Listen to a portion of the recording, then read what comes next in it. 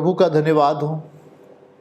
आज जब हम उसकी महिमा करके, उसका धन्यवाद का गीत गाकर उसके वचन में हम प्रवेश कर रहे हैं, तो आज हमें अपने आप को और भी गंभीरता से उसके वचन को अपनी ज़िंदगी में लेना चाहिए और अपने मनों को हम तैयार करें कि परमेश्वर हमें अद्भुत रीति से हमारे जीवनों में जो वचन बोए जा रहे हैं वो बड़े फल के साथ हमारे घरों में उत्पन्न हो और हमें हमारे लिए बड़ी बरकत का कारण बने। तो प्रभु आप सबको आशीषित करे आज के दिन के लिए। और आज जब हम वचन को लेकर आगे बढ़ रहे हैं, तो हम पहले जब प्रभु के पास आते हैं तो हम परमेश्वर के दिए गए सामर्थी वचनों की ओर अपना ध्यान जब हम आकर्षित करते हैं, तो प्रभु ने उस वचन के द्वारा हमारे जीवन के लिए बहुत सारे रास्ते खोल कर रखता है। जब उसके समीप आकर हम अपने आप को समर्पित करते हैं, उसके सामने आकर जब हम अपने जीवन का प्रायश्चित करते हैं और उसके साथ बड़े बल के साथ, आत्मिक बल के साथ, या हम कहें शक्ति के साथ, बुद्धि के साथ उसके सम्मुख जब हम अपने आप को लेके आते हैं, अपने आप को आत्मिक प्रयास करते हैं, तो वो हमारे जीवन के लिए बहुत सारे मार्गों को खोलता है। आज हम जब बाइबल के वचन को सीखने के लिए जा रहे हैं, जो हमारा जीवन है, जो हमारा बल है, जो हमारी शक्ति है, तो इसे आप नोट्स के साथ रखिएगा। इसको आपको नोट करते हुए आगे बढ़ना है कि परमेश्वर आज इस वचन से आपके जीवन के विषय में क्या कहता है।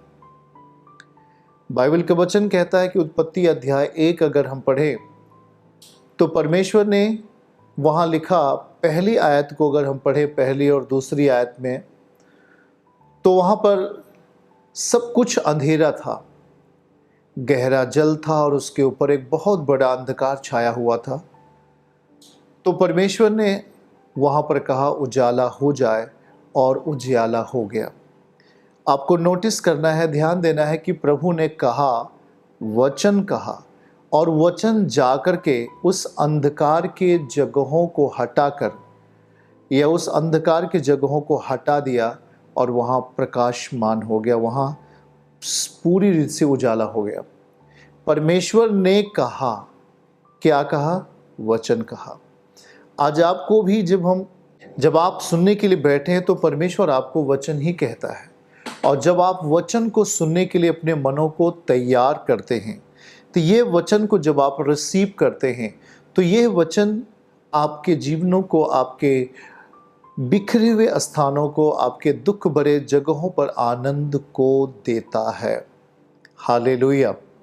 तो आज हम ध्यान से इस वचन को सुनेंगे जो परमेश्वर आज आपको देने जा रहा है। देखिए, हम एक विश्वास के द्वारा प्रभु के निकट आते हैं। प्रभु ने हर जगह कहा, तेरे विश्वास ने, जैसे तूने विश्वास किया वैसे तेरे लिए हो जाए। प्रभु ने ये नहीं कहा कि मैंने विश्वास किया है इसलिए तू चंगा हो जा, क्योंकि भरोसा रखना, विश्वास करना, ये आपका काम है, हमारा काम है। परंतु परमेश्वर का ये काम नहीं कि वो भरोसा इस रीत से रखता है कि उसे कुछ मिले, हमें कुछ मिले, इसलिए हम भरोसा रखते हैं, हम विश्वास करते हैं और उसके निकट आकर परमेश्वर के वचन को अपनी ज़िंदगी में स्वीकार करते हैं। और यह वचन हमारी ज़िंदगी का आधार बनता है, ये हमारी ज़िंदगी का एक रास्ता बनता है, छुटकारा बनता है, जिसके माध्यम से हम परमेश्वर की बातों को और अच्छी रीत से, परमेश्वर के प्रेम को और बेहतर रीत से अपने जीवन में समझ सकते हैं और जान सकते हैं। हालेलुया। तो विश्वास, हमारा विश्वास खोई हुई संपन्नता को पकड़ लेता है। जो चीज़ खो जाती है, खो गई हैं, हमारे आपके जीवनों में जो चीज़ें खोई हुई रहती हैं और वो हमें सख्त ज़रूरत है, तो उस समय में हमें विश्वास की आत्मा के द्वारा हम उन चीज़ों को, खोई हुई चीज़ों को पकड़ लेते हैं, खोई हुई चीज़ों को प्राप्त कर लेते हैं। इसलिए हमारा विश्वास मसीह को हमारे जीवन के लिए प्रकट कर देता है।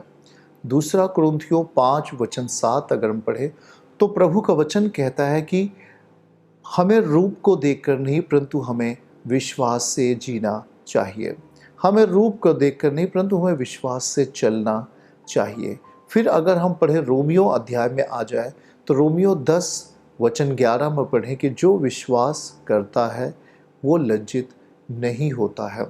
तो ये हम जो विश्वास कर रहे हैं, परमेश्वर के वचन पर भरोसा कर रहे हैं, उसकी सच्चाई की बातों पर भरोसा कर रहे हैं, उसकी सामर्थ्य पर भरोसा कर रहे हैं, तो हमारे जीवन के लिए लज्जा अगर आती है तो वो दूर होगी, शर्मिंदगी है तो वो दूर होगी, और कुछ भी बुरी परिस्थिति क्यों ना हो, वो हमारे विश्वास की जगहों पर वो टिक नहीं सकती, वो रुक नहीं सकती। तो आज जब आप परमेश्वर का वचन सुनने के लिए और उसकी भक्तिमय दशा को अपने जीवन में ग्रहण करने के लिए जब आपने मन को तैयार किया है, तो आज परमेश्वर आपके वो अपने वचनों के द्वारा आपके जीवन में काम करेगा और आपको आशीष देगा। हम देखते हैं आज लूका रचित सुसमाचार और 12 अध्याय में हम जाकर पढ़ना शुरू करेंगे और 13 वचन से हम पढ़ना शुरू करेंगे। वहाँ पर 13 वचन से लेकर के 21 वचन तक, और महत्वपूर्ण बात वहाँ लिखी गई है जो आज आपको समझने की ज़रूरत है। बाइबल कहते हैं कि फिर भीड़ में से एक ने कहा कि हे गुरु, यीशु मसीह से कहा कि हे गुरु, मेरे भाई से कह कि पिता की संपत्ति मुझे बांट दे। फिर उसके बाद जल्दी से हम लोग करेंगे। उसने कहा कि हे मनुष्य, किसने मुझे तुम्हारा न्यायी और बांटने वाला ठहराया है, नियुक्त किया है। फिर आगे पढ़ना शुरू करेंगे और फिर यहीं से एक महत्वपूर्ण बात आपके लिए भी शुरू होती है कि उसने कहा चौकस रहो, हर प्रकार के लोभ से, हर प्रकार के लोभ से अपने आप को बचाए रखो, क्योंकि यह संसार है। क्योंकि किसी का जीवन उसकी संपत्ति की बहुतायत से नहीं होता है। इसे आपको नोट करने की ज़रूरत है। किसी का जीवन उसकी संपत्ति की बहुतायत से नहीं होता है। फिर से देखिए, यीशु ने कहा चौकस रहो, कहीं ऐसा ना हो कि संसार की चीज़ों को प्राप्त करने के कारण हम अपने आत्मिक जीवन को खो बैठें। संसार की वस्तुओं को प्राप्त करने के कारण करते हुए हम अपने आत्मिक बहुमूल्य शक्तिशाली परिस्थिति को कहीं खो न बैठें। संसार की चीज़ों को मन लगाने के कारण, संसार पर मन लगाने के कारण हम अपने आत्मिक आनंद को, हम अपने परिवार को आनंद को कहीं खो ना दें। इसीलिए प्रभु यहाँ लिखता है चौकस रहो। उस व्यक्ति से कहा, या हम कहें वहाँ रहने वाले सभी लोगों से प्रभु ने कहा चौकस रहना है, अलर्ट रहना है, हर प्रकार के लोभ से, हर प्रकार का लोभ या लालच कह सकते हैं, हर प्रकार का लोभ या लालच, हर प्रकार का लोभ या लालच से अपने को बचाए रखो। क्योंकि किसी का जीवन, किसी व्यक्ति का जीवन, चाहे वो अभी वर्तमान समय में बहुत धनाढ्य हो या बहुत गरीब हो, किसी का जीवन उसकी संपत्ति की बहुतायत से नहीं होता है कि उसके पास बहुत ज़्यादा धन है इसलिए उसका जीवन बहुत अधिक लंबा होगा, या किसी के पास धन नहीं है तो उसका जीवन बहुत अधिक लंबा होगा या बहुत कम होगा। ऐसा नहीं है। प्रभु समझा रहा है कि संपत्ति के कारण किसी का जीवन निर्भर नहीं होता, कम होगा या ज़्यादा होगा। आगे पढ़िएगा। फिर प्रभु कुछ बात हमें कहकर समझाने का प्रयास करते हैं और उसने एक दृष्टांत कहा। परमेश्वर एक दृष्टांत कह रहे हैं समझाने के लिए कि किसी धनवान की भूमि में बड़ी उपज हुई। धनवान व्यक्ति था, उसकी खेती में बहुत सारी उपज हुई। और फिर लिखा है कि तब वह अपने मन में विचार करने लगा, अपने मन में सोचने लगा कि मैं क्या करूं, मेरे यहाँ जगह नहीं जहां मैं अपनी उपज इत्यादि रखूं। इतनी संपत्ति हो गई है कि मेरे पास रखने की जो है जगह नहीं है। आगे पढ़ते जाएंगे। तब उसने कहा कि मैं यह करूंगा। उसने एक निर्णय लिया कि मैं अब अपने इस पुराने घर को तोड़ करके मैं इससे बड़ी एक घर बनाऊंगा, इससे एक बड़ा स्टोर्स बनाऊंगा जहां पर मैं सारे अन्न को, या गोदाम को बनाऊंगा जहां मैं अपने अन्न को रख दूं। आगे बढ़िए। और वहां अपना सब अन्न और संपत्ति रखूंगा और अपने प्राण से कहूँगा, अपने प्राण से कहूँगा कि तेरे पास बहुत वर्षों के लिए संपत्ति रखी है, चैन कर, खा पी और सुख से रह। खुद की डिजायर, खुद की इच्छा, खुद की मानसिकता, खुद का ये निर्णय, मैं सही से खा पी कर चैन से रहूंगा, ऐसा कहता है यहां पर।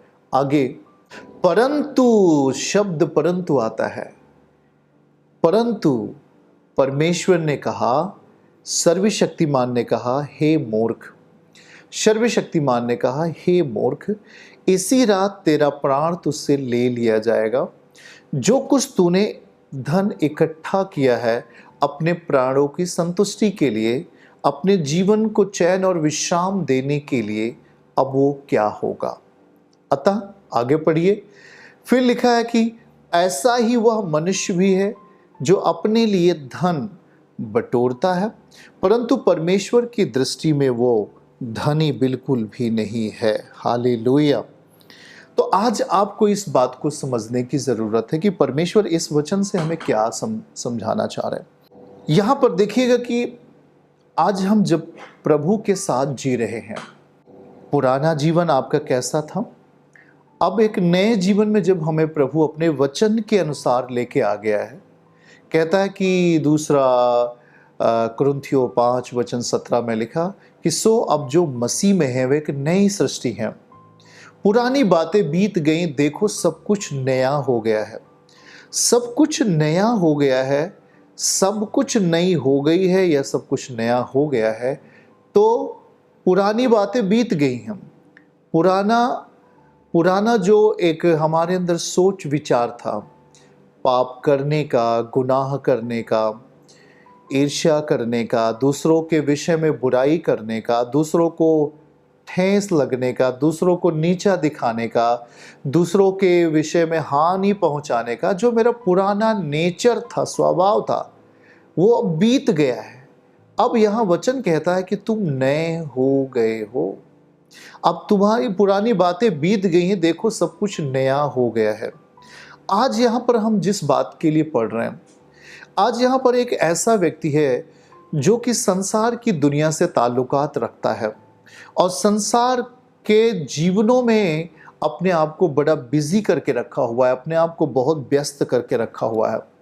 और यहाँ पर वो बहुत धनाढ्य व्यक्ति है और संपत्ति के विषय में, बंटवारे के विषय में जो बातचीत होती है, उसके प्रति अपने आप को उसके प्रति लेके जाना और संपत्ति को कैसे प्राप्त करना, संपत्ति अधिक कैसे प्राप्त होगा, किस रीत से हमें ज़्यादा मिलेगा, सारी बातों का चिंतन मनन हो रहा था। उसी टाइम में प्रभु ने उससे बात किया और कहा कि 15 आयत में उसने स्पष्ट किया कि किसी का जीवन, सुन लो, सचेत रहो। अगर आप विश्वास करने वाले लोग हैं, अगर आपका विश्वास, अगर आप ये चाहते हैं कि मेरे पास बहुत धन है इसलिए मेरा जीवन भी बहुत अधिक होगा, तो आप ये चीज़ें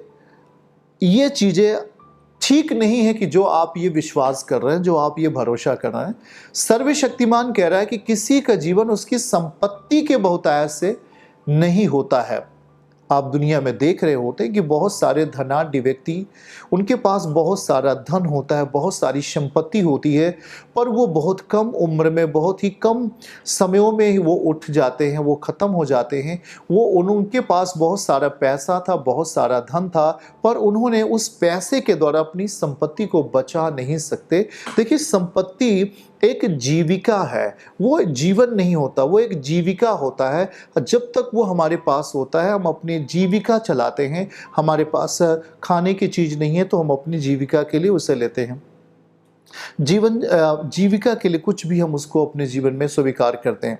पर यहाँ प्रभु समझा रहा है और उसने एक दृष्टांत कहा कि एक व्यक्ति था जिसके खेती में बहुत ज़्यादा धन हो गया और उस धन के प्रति वो इतना समर्पित था कि उसने कहा कि मैं अब अपने घर को तोड़ करके बड़ी बखारियां बनाऊंगा और उसमें अपना इस धन को रखूंगा और अपने प्राण से कहूंगा कि खा पी, नो टेंशन, खा पी और चैन के साथ रहा, प्राण खा पी।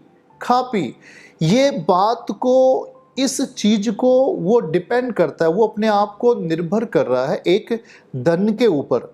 वो अपने आप को अब निर्भरता दिखा रहा है कि मेरे पास धन अधिक है, इसलिए मैं अपने प्राणों को सुरक्षित रख पाऊंगा, मैं अपने प्राणों को अच्छी सेहत दे पाऊंगा, अपने जीवन को अच्छी सेहत दे पाऊंगा। ऐसा करके उसकी एक विचारधारा पैदा होती है, उसके मन में ये चीज़ें पैदा हो रही हैं। लेकिन उसी समय प्रभु ने कहा कि उसी समय प्रभु ने सोते समय उसे बताया, प्रभु ने कहा, उसे स्वप्न में भी कह सकता है परमेश्वर कि हे मूर्ख, इसी रात तेरा प्राण तुझसे ले लिया जाएगा, तब जो कुछ तूने इकट्ठा किया है वह किसका होगा। ऐसा ही वह मनुष्य है जो अपने लिए धन बटोरता है परंतु परमेश्वर की दृष्टि में धनी नहीं है। हालेलुया। सब कुछ उसके पास है, जिसका मतलब जीवन उसके पास है, ये नहीं है। आपके पास बहुत प्रॉपर्टी है, आपके पास बहुत धन है, आपके पास बहुत बड़ा बिजनेस है, आपके पास बहुत सारी चीज़ें हैं, तो इसका अर्थ ये नहीं कि आप में ये जीवन उतना ही समय तक रहेगा, या आप अपने जीवन को, अपने प्राण को उस धन के द्वारा बचा सकते हैं। ऐसा नहीं है। देखिए यहाँ पर लिखता क्या है कि प्रभु कहता है, वो कहता है कि मैं अपनी बखारियाँ तोड़कर उनसे बड़ी बनाऊंगा और अपना सब अन्य और संपत्ति रखूंगा मतलब मैं अपने आप को डिपेंड करूंगा, मैं अपने आप को उस पर निर्भर बना दूंगा और कहूंगा जब तक ये मेरे पास पैसे हैं, जब तक ये मेरे पास धन है, मेरे पास संपत्ति है, मेरे प्राण सुरक्षित रह पाएंगे और मैं अधिक समय तक, लंबे समय तक चल पाऊंगा। ऐसा करके उसका विश्वास था। लेकिन प्रभु क्या कहता है, आज जब हम इस बात पर इस रीति से विश्वास करते हैं कि हमारे पास प्रॉपर्टी बहुत है इसलिए हम अधिक समय तक, लंबी आयु तक इस धरती पर रह पाएंगे, तो ये बाइबल के अनुसार आपके जीवन के लिए सही नहीं है। कोई कहता है कि मेरे पास बहुत प्रॉपर्टी है, बहुत ही संपत्ति है, संपदा है और मैं अपने आप को सुचारू रूप से लेकर चल पाऊंगा, मुझ पर कोई दिक्कत नहीं आएगी, मुझ पर कोई परेशानी नहीं आएगी, मुझ पर कोई दुख नहीं आएगा, क्योंकि मेरे पास बहुत सारा अन्न है, बहुत सारा संपत्ति है, बहुत सारा वैभव है और मैं पूरी रीत से अपने आप को सही रख पाऊंगा, एस्टैब्लिश रख पाऊंगा, सुरक्षित रख पाऊंगा। तो ये आपकी गलती है, क्योंकि यहां देखिएगा संपत्ति की बहुतायत से जीवन नहीं है, परंतु उस सर्वशक्तिमान के रहने से जीवन है। ये बात प्रभु कहना चाहते हैं।